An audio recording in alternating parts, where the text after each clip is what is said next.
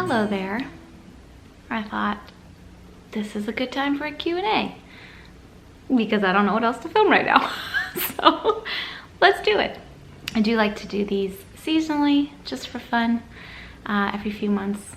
And I try not to answer the questions I have in the past, but sometimes so many people ask the same question that I feel like I should just say it again, or sometimes things have changed, or quite frankly, sometimes I forget, because I filmed a lot of Q&As over the past 10 years.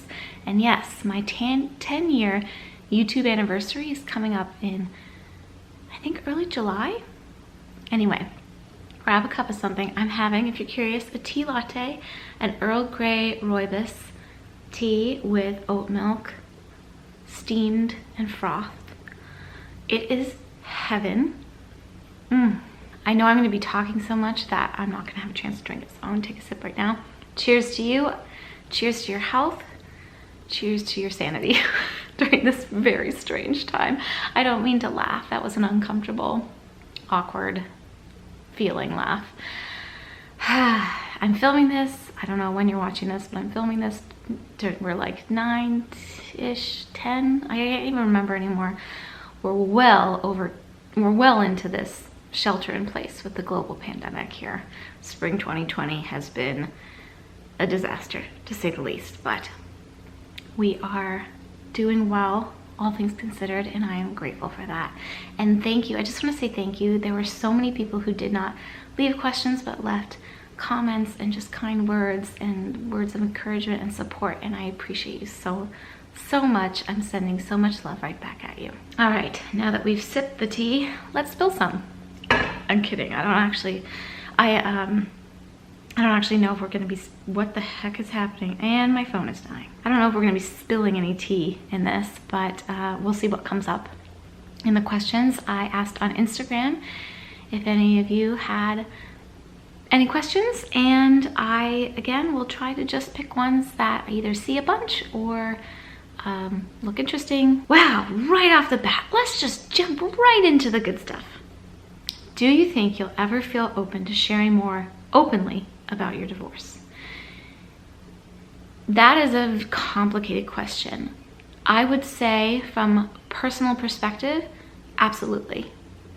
I already feel that way. But considering that my divorce is not just about me, it's also about my ex and my children and both of our families, it's really not just my story to share. So I am letting us navigate, and we're still getting through it. We're not divorced yet. It takes a really long time, as it turns out. There's just a lot of legal things and pieces, and just everything takes a lot longer than you think it would. But that being said, I'm letting us get through this before I decide personally how much more I want to share about it, and then I need to take the feelings and opinions of those people I just mentioned very seriously into consideration. But for right now, what I have shared is what I have shared, and that is it for the moment. But I'm not personally, I don't personally object. It's just, like I said, it's not just all about me. So there it is. Will you and Christopher ever meet? I believe she's referring to Christopher Allen, my dear YouTube friend, who I like to think as a friend, not just a YouTube friend. Not that there's anything wrong with YouTube friends, but we communicate outside of the YouTube sphere and have for some time, and he's just delightful. I just think he's such a kind soul, an old soul, if you will, and a person who's very thoughtful and considerate and willing to look deep and you know, discover things about himself, and not afraid to share about those things. And I really admired that in any person and in him. So I do hope one day we will meet. Not right now. Nobody's meeting anybody right now because obviously we're not supposed to leave our homes unless for essential reasons yet, but hopefully one day. That would just be a total amazing connection to make in person. How is Winnie doing? So, funny you should ask. She's right here. I'm gonna bother you for 1 minute. She does not like it when I hold her up for videos. I gave her a bit of a trim last night. I'm very slowly trimming her face down. I did a little bit of an uneven job. This side's shorter than the other, but there's only so much she'll let me do. I think that's the most she's gonna let me hold her too. There's only so much she'll let me do. She's just, especially as she's gotten older, she's 10 going on 11 this summer, she's just gotten so sensitive in the face. So I do plan on cutting her all the way down at some point, but we're taking it in little pieces. But she's doing really well. Yes, she is an older dog now, but you wouldn't know it. If you saw her out and about walking around the neighborhood, she still prances around. She always loves people. She still does not care for other dogs, really. Like, she just prances. She's just such a sweetie. She sleeps a lot more, I think, just as she ages. She's always been a lounger. She likes to perch and lounge, but she would just kind of hang out before, and now I can tell she's actually like napping a lot more throughout the day. But I take her for regular health checkups at least twice a year with all the shots and things that dogs have to have, and preventative care, and she's doing great. The only thing I have adjusted in the past year is I added a fish oil to her daily dry food diet to help, because I've noticed her just being a little bit more cautious about stairs, especially going upstairs. So the vet recommended that to help with her joints and such. So other than that, she's been in great health, and she again has just always been my angel. But man, you guys, if you are ever in the situation where you find yourself going through a really, really big life transition that is not necessarily not that a good life transition is easier, but you know, let's just say if you're going through something, having an animal companion is medicine for the soul. She is my angel, for real. She's also like my little co-pilot, and she has been for the past decade. I love her so much. How do you speak English? How are you and your kids doing with the quarantine? I actually think we're doing really well. I can't think of anything we're really struggling with. It's been a very interesting kind of intersection of things. This increased amount of togetherness time has also intersected with changes in our co-parenting, where the kids are spending a little bit more time with their dad and away from me, which is something that, you know, we've been kind of increasing in stages just to make it a little bit easier for everybody, not just the kids, but for both of us in terms of transitions. And it just happened, like we had already been planning on stepping it up a little bit this spring, and it just worked out that it's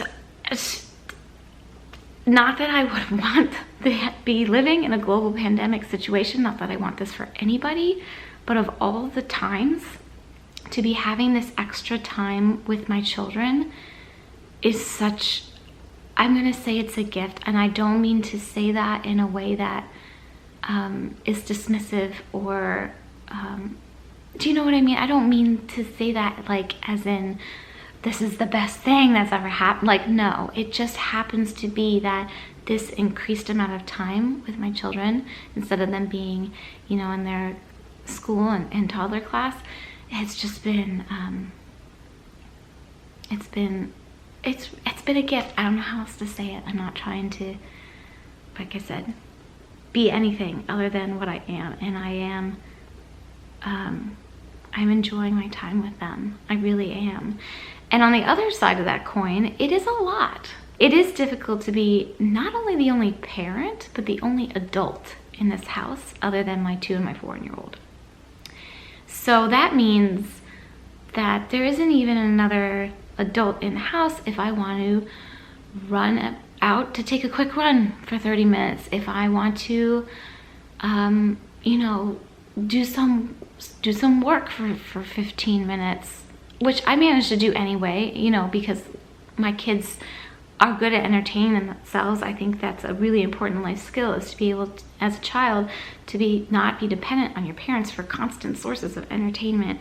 But I also like to be involved one-on-one with them directly a lot of the time too. So it's been, it's a lot. It's a lot to parent on your own. I think anytime. I still love it. I love being a parent. It's the best thing that's ever happened to me. But being the only parent in the house, especially during quarantine time, is difficult. It's not like I can clean up while somebody's running the bath, or I can do the bath and somebody will do the dishes, or, you know, there's no exchange there. I'm doing all of those things, and I can't do all of those things at once. So having the, you know, a few times a week where the kids spend an evening with their dad, or have a full day with him, you know, it's also, while it hurts my heart to be away from them in a way that I don't think I can accurately express in words, it's also like I need a breather by that point, you know? So it's a weird thing. Anyway, that was a really long answer to that question, but we're doing okay. Thank you for asking. My kids miss school. They miss seeing, you know, the people that they're used to seeing on a very regular basis. Drive-bys to my parents, you know, with waving from the car just isn't the same, but we'll get through it. And what a time to be a child, you know? This is definitely one for the history books. But also I think that them being so young, and still it being both me and them remembering it wasn't too long ago that they were with me all the time anyway as younger toddlers and infants. It's not that foreign to us that we are together all the time. It's very comfortable. There was no transition there. It felt like normal. So I think that was a bit of an advantage of having them so young. The flip side of that is that they literally need me to do most everything for them. So what is your favorite mug? Let's flip to a different kind of question. I can never have just one favorite mug at one time.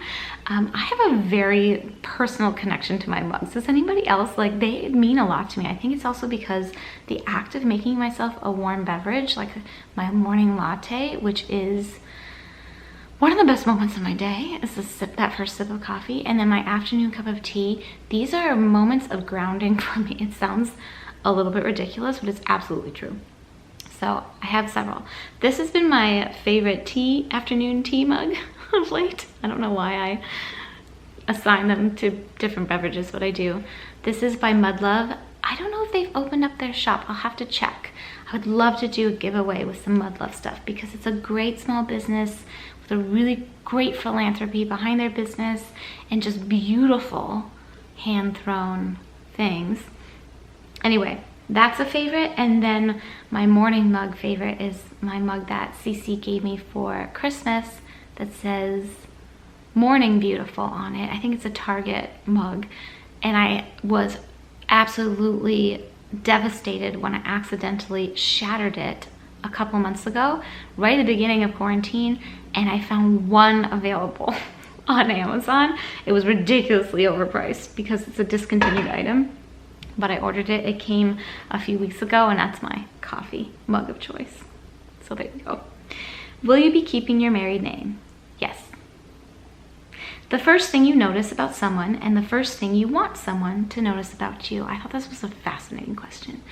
And when I thought about it, I didn't have to think too long. I thought it just came to me quickly. The first thing I notice about somebody is where they look when they're talking to me. Do they look me in the eye? Do they look around?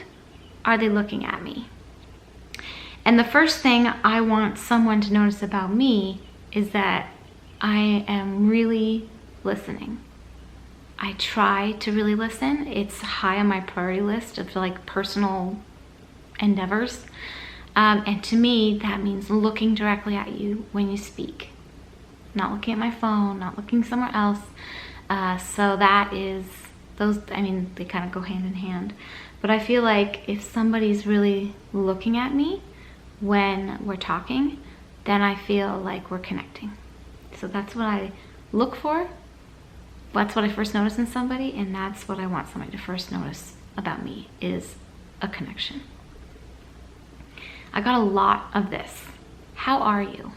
And this person also said, this version of life right now is challenging me, sending strength. You are not alone. It is challenging pretty much everybody. I am sending strength and love and virtual hugs right back. We need them. We need these wishes. Even if people think they're just idle words, they're not. I truly believe they're not. So many people just sent me that. How are you? How are you?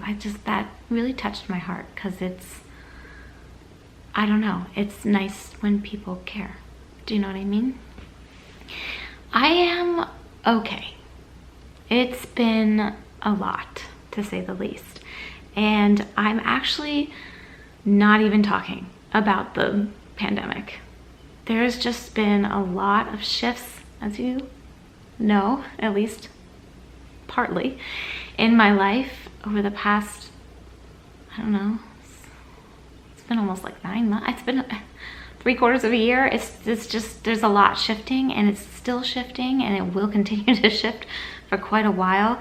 And there's just been a lot of ups and downs, and there's just been a lot more downs than ups in the last couple of months, I think, coupled with the shelter in place and all of the concerns with the virus, and just the layers and layers and layers of anxiety that adds. I mean, I think everybody on some level is feeling anxiety about that. I don't want to generalize, but I feel like most people are probably. I know for myself, certainly. So that stacked over other stressors has just, it's been a lot. But at the end of the day, I think underneath it all, I am okay, you know? When I really dig deep and I'm like, all right, let's uncover like layers and layers of anxiety. What is underneath there? Are we okay? Do I need more help? What is going on? And when I get down to the very core of it, I'm okay. I am grounded. I am feeling stronger in myself than I ever have, even though I'm way the F stressed out. It's a weird mishmash of feelings, but really at the very core of it, I'm okay, and I am grateful for that. Do you see yourself dating in the, in parentheses, probably distant future? Yes, I do.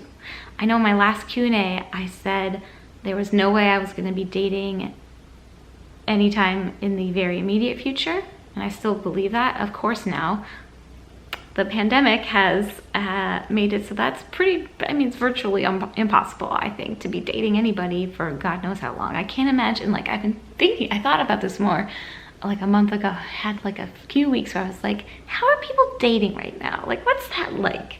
And I heard from a few people that they're doing Zoom dates, and I'm like, oh my gosh, how freaking awkward. Like, I can't imagine how awkward real dating is gonna be, like in-person dating. Zoom dating sounds atrocious. I do not want to do that. But I do want to date at some point. I'm letting that unfold naturally. And also, it's a little bit, you know, and not by a little bit, it's completely dependent also on the global situation. Because ain't nobody, and by nobody I mean, I'm not seeing anybody right now that isn't somebody I'm blood relative with or used to be married to. Will you be homeschooling your kids? I've always said, I've answered this before, and I've always said no. I admire people who do it. I think it's an amazing thing to do. I think it's a feat, and I think that more than ever, but I am not, that's just not something that calls to me. I don't find anything wrong with it. Like I said, I admire people who do it. For me, I just don't want to, and I feel like my kids would benefit from me not doing that, because I am an introvert. I'm not an extremely outgoing social person. So them having the outlet of going to school and having the social aspect of that where that I might not make the effort if we were homeschooling. I might not, I mean, I would probably try, but it might not be enough to compensate for not having that social situation. Is this making sense? School, we're gonna be doing regular school. I hope sometime soon, when it's safe, of course. But my kids miss school. I mean, they're happy and they are fine at home, but every once in a while, they talk about school and they miss it. I'm grateful we have the connections. We still have school still ongoing for us, our like online schooling. It's very relaxed with a 2 and a 4-year-old. There's not much schoolwork there. But yeah, they miss going to their schools and being with their people. Meditation, guided or not, how to start. I want to preface my answers to this question by saying I am the least qualified person to talk about meditation on the planet. But that being said, I might be a good user info kind of person, if that makes sense, because I am not the poster child for meditation. It historically has made me anxious, I get fidgety, I get uncomfortable, it starts feeling painful to even sit that long. Like, no. I really tried, I think a few years ago, was it in between kids? I tried to do a daily meditation practice. It was with one little word. It was like that month-long habit. It was one of the prompts. And I had downloaded the Headspace app and I did that every day. I can't remember how long it was for. 10, 15, 20. Sorry, my battery died. I've been talking too long. Where was I? Right, so I did that for a month and I did not keep up with it. I did not find it easy at all. It was a guided meditation. It just didn't click. And then a couple of months ago, was it at the start of this? It might have been at the start of the shelter in place. Now I can't remember if it was right before that or right after. It was around that time. I decided to just start sitting on my mat for 5 minutes after my daily yoga practice. I follow Yoga with Adrienne's free YouTube video calendar. I also am a paying subscriber to her app, but you can do all of her stuff for free if you want. I'll link her below. And what I do is on my little watch, my Apple Watch, I don't know if you can see this, but I have a 5-minute timer. So after my practice was done, namaste, I just stayed on the mat. I pull over a little yoga blanket that I sit up on, cross-legged, just sitting up like this, and put on the little timer, close my eyes, and just sit for 5 minutes. And then what I like about this timer is it just kind of gently vibrates on my wrist when it's over. So it's not like jarring. I don't have to like touch my phone to stop or anything.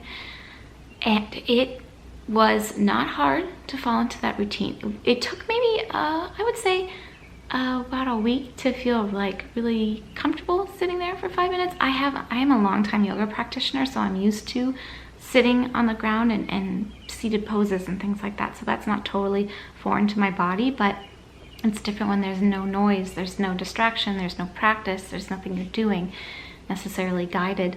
I feel like it can feel like 5 minutes can feel like a really, really long time. And it's made a huge difference.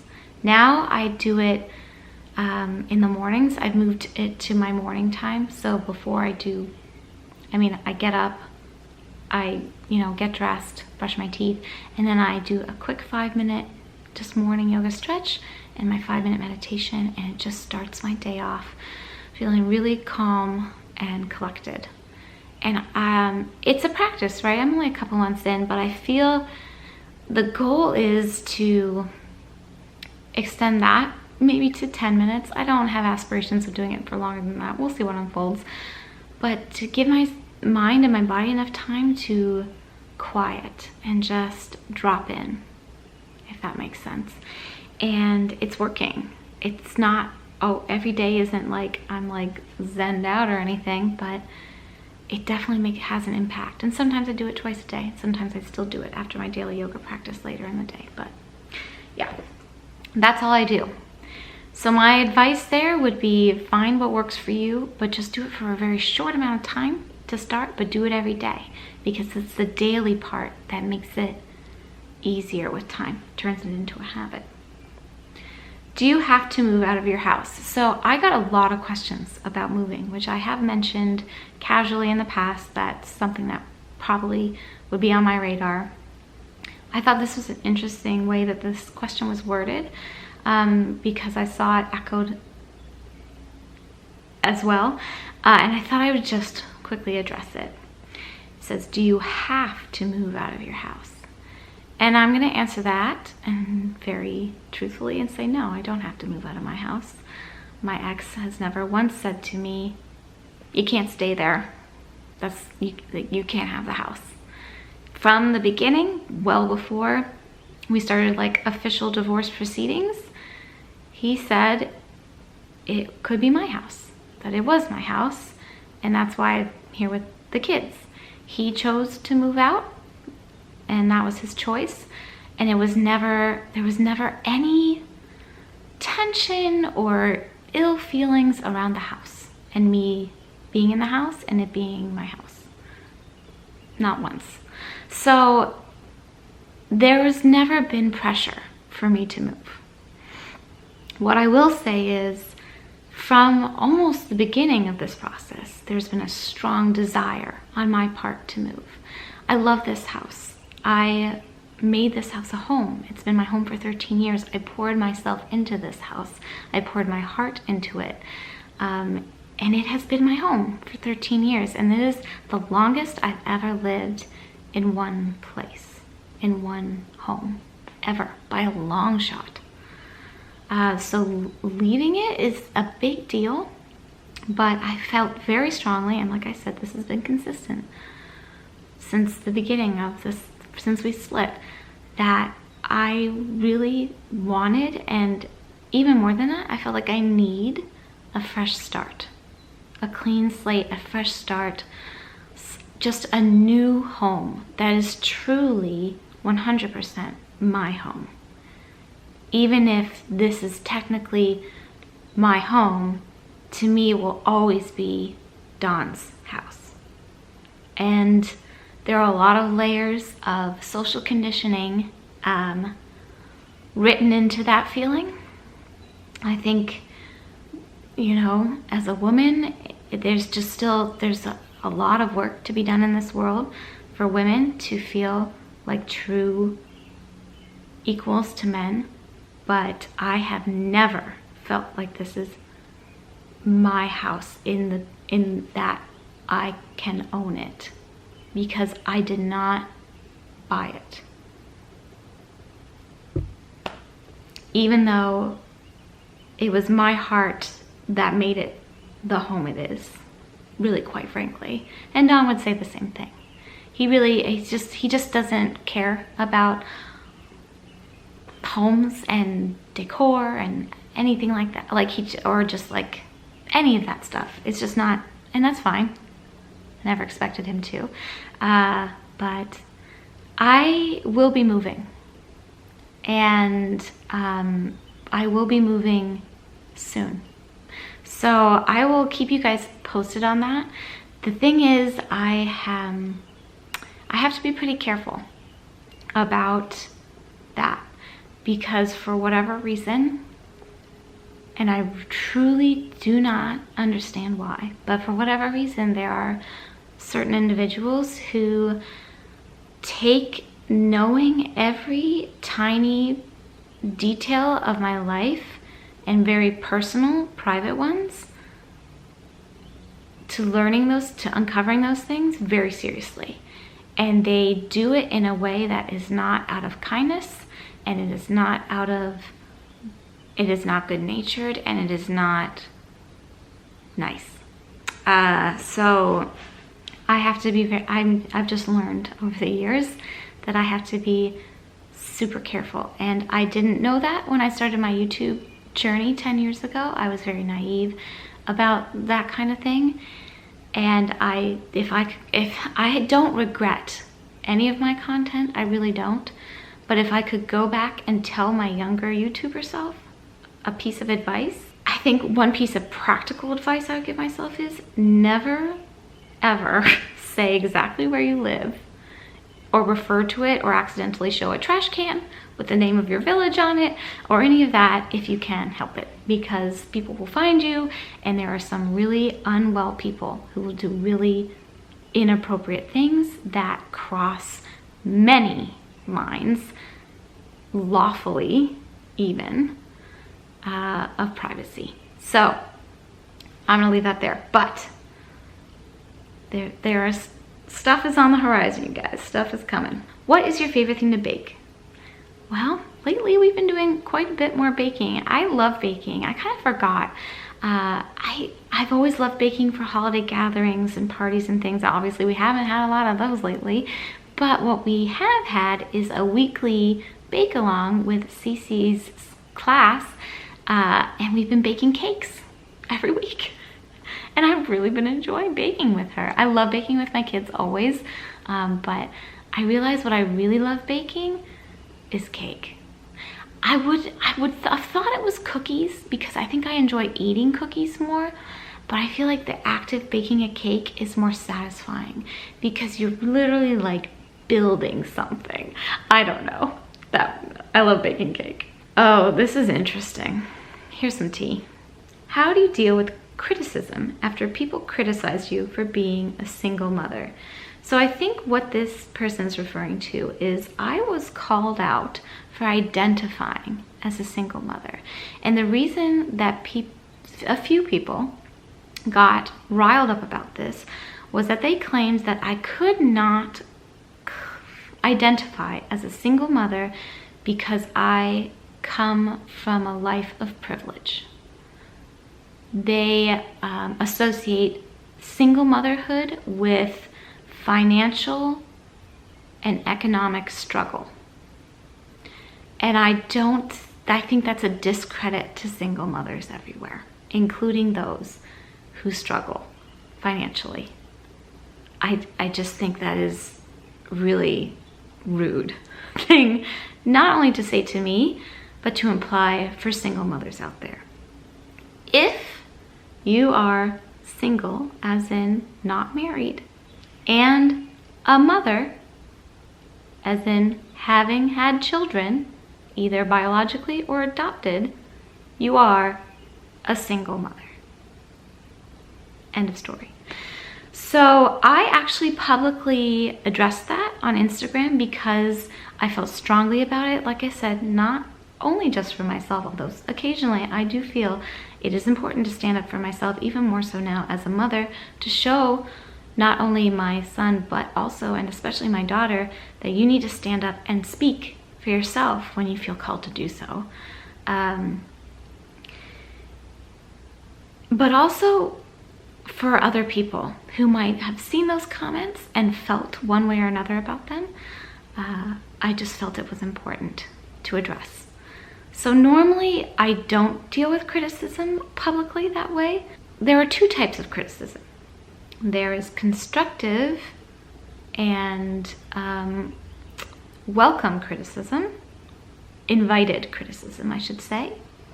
That can help you grow as a person. And there is unconstructive and unsolicited criticism, which helps nobody at all, and furthermore is a detriment to both parties, I think. Not only the person it was delivered to, but to deliver itself, because delivering an act of unkindness hurts your soul. It does. I believe that completely. Whether you can see it or not, it definitely damages your soul and your heart. So how I deal with criticism is first I identify which of those two types of criticism it is. If it is in the latter pool of the completely unsolicited and unconstructive, which a lot of the time it is, to be honest, as a YouTuber and online personality, I'm just an online person, I'm not a personality. I'm not playing a part, this is just me. Take it or leave it. Those don't have any weight at all.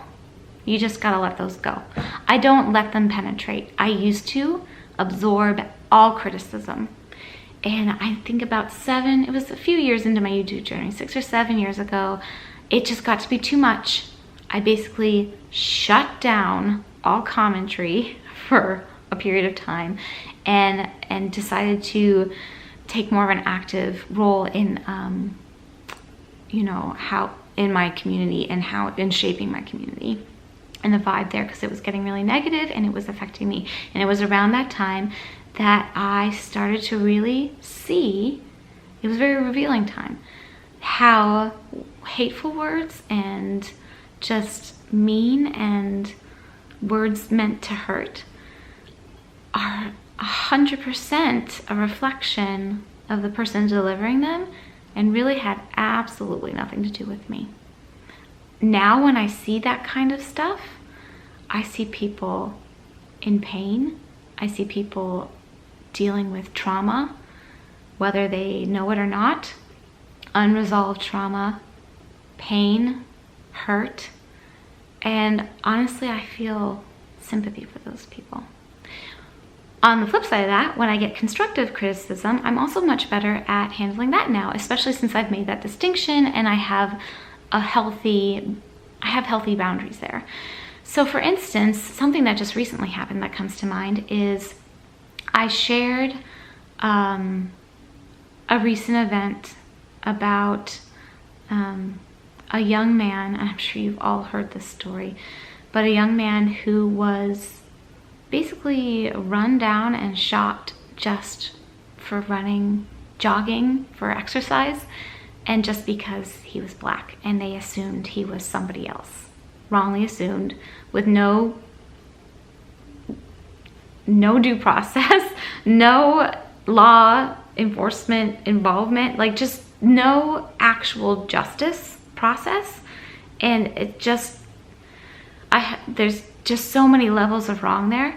Anyway, I shared about it on my Instagram, and I have been hesitant, very hesitant in the past to touch on anything like that, political or, you know, civil rights or just any rights at all. And I've just been scared to talk about those things for fear of saying the wrong thing and not doing, and just, I have a very high moral standard for myself, and I don't want to, I'm an imperfect person because I am a human, and I just don't want to mess up there, if you know what I mean.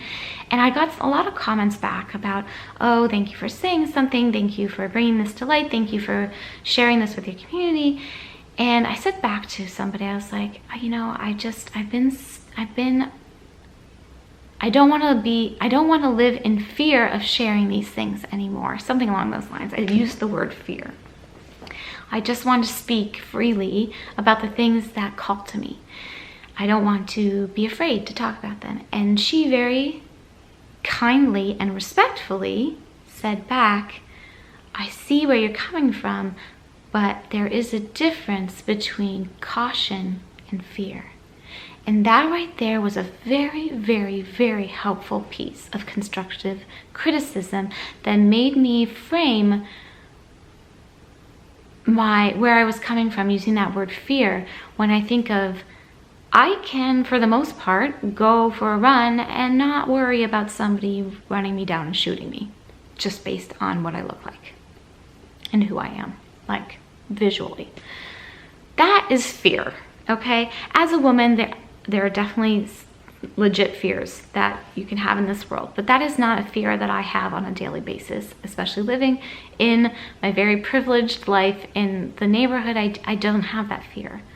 That is fear. Caution in this case is protecting myself from looking bad, essentially, and hurting people's feelings unintentionally. So I really appreciated that kind of criticism, because it really made me stop and think. I thought about that for a couple of days, and I was like, you know what, that was a really good, like, that was a really helpful thing to say to me, and it really helped me with perspective. So I appreciate that. This is such a long video. I'm sorry, you guys. Okay, the one item you can't live without, sadly, it is my phone. And I say sadly because I have mixed feelings about technology, and like, I think it's amazing on the one hand, and there's so many amazing things that it affords us in terms of opportunities and connection, but I also feel like there's a lot of things it steals away from humans as well in actual connectedness with like earth and people sometimes. And it goes both ways. I don't know, I have a lot of feelings about it, but I literally always have my phone. And I'm not like obsessive about it, but when I think of one thing that I can't live without, like I couldn't connect with my family right now without this. I couldn't connect with my friends right now without this. I couldn't create my content right now without this.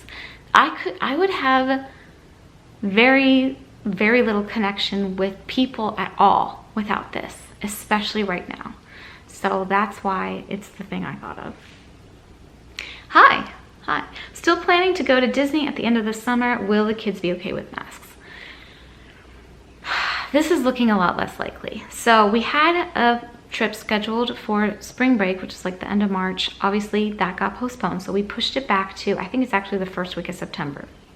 And it's still parked there. That's where our trip is parked at the moment. But here's the thing. Orlando in summer, I don't think it's going to work out to be there with masks on, and I don't think it will be safe to be there without masks on. And not only that, I don't think it'll be allowed to be there with masks on. I'm not even sure if they're going to be open by that point.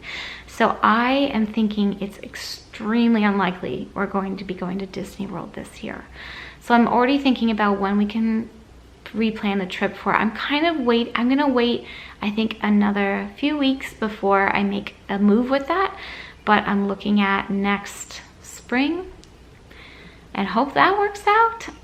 I don't know, we'll just keep pushing it back and we'll just do what we have to do. But I am bummed that we aren't going to Disney World. My daughter talks about it every day.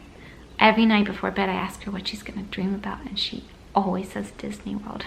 My heart breaks a little because normally I'm like, oh, okay, well, we've got our trip coming up in the X amount of months or whatever. And now I'm just like, oh, me too, honey. Me too. I can't wait. We'll keep the dream alive. She's still very young, so there's still a lot of Disney in her future. You have had a lot of creative outlets. Which has been your favorite? This has become especially clear to me as I've really made good progress in my office. I have been into all sorts of crafts over the years. Beadwork, knitting, I tried to get into felting, stamping, collages. Like I've done every kind of craft, baking. I did gardening for a little while. It was probably before my YouTube journey, but I did veggie gardening for a few years.